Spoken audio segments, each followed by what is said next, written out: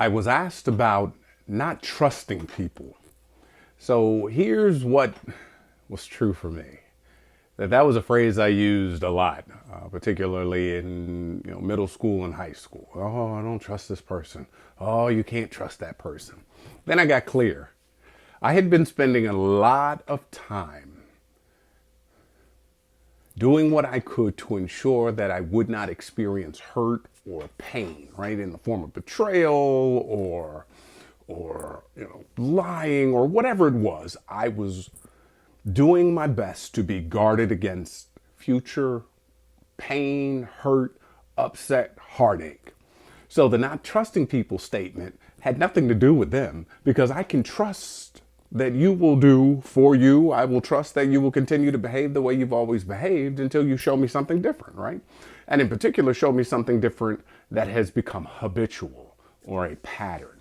So if I can trust that you will continue to speak, act, think, behave the way you have been, then there's no surprise. So then what did the statement mean?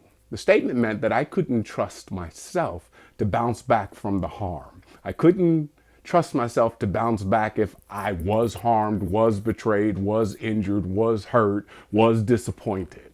So I projected the statement onto others instead of taking ownership. Once I took ownership, then it separated me from you, because then that meant that you couldn't do anything to me. It was me allowing it to be so. Now, don't get me wrong. You hit me in the head with a baseball bat. That's harmful. That's not what we're talking about. We're talking about people that may disappoint, not meet up to my expectations. Notice how I'm saying disappoint me, not meet up to my expectations. So let's shift it. Where have I disappointed myself? Where have I not lived up to my expectations? Where perhaps have I been hurt by other people's behaviors and never recovered or healed from it? So I project onto the world this idea that I can't trust you. That's where we put up hurdles and hoops that people got to jump through so that they show or demonstrate to us that they love and care and respect us. So where am I today? It's the place that I offer, or the place from which I offer this. I can trust that you will think, do, behave the way you have until you show me otherwise. I now know that I can trust myself to make judgments that I think are for my greatest and highest goods, and make choices and decisions about people. I know that I'm capable of releasing people from my life, or releasing myself from commitments that I call relationships.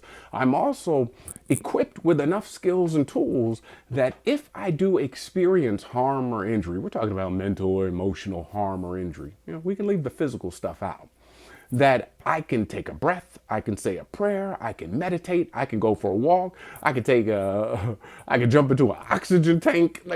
There are all these wonderful things. Heck, you can go get Reiki, I can get massage, I can talk to people, I can share what I'm feeling and thinking. Those are all of the ways that I am now equipped to handle what may be a betrayal of trust.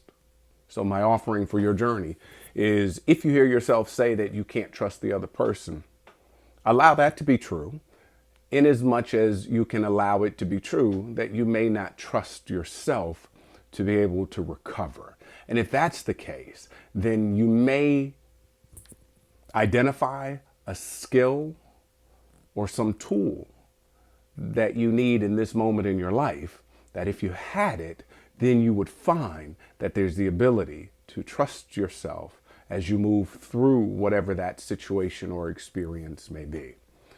I was asked about not trusting other people, when for me, it was only ever and is only ever about me not trusting me, which may be an indication of something that I need to learn or develop. Once I've learned it and can apply it aptly, once I've developed it and I can apply it aptly and live from that, then I may find that that statement no longer holds any truth or value. Hope this supports your journey. And as always, be gentle.